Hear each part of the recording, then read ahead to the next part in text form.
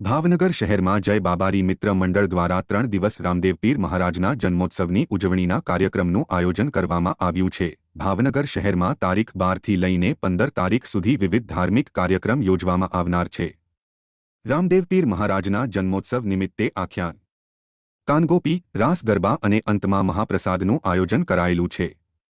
અબીલ ગુલાલની છોડો સાથે ભવ્ય શોભાયાત્રા યોજાયેલ, જેમાં મોટી સંખ્યામાં ભાઈઓ બહેનો જોડાયા હતા અને બહેનોએ રાસ ગરબાની રમઝટ બોલાવી હતી।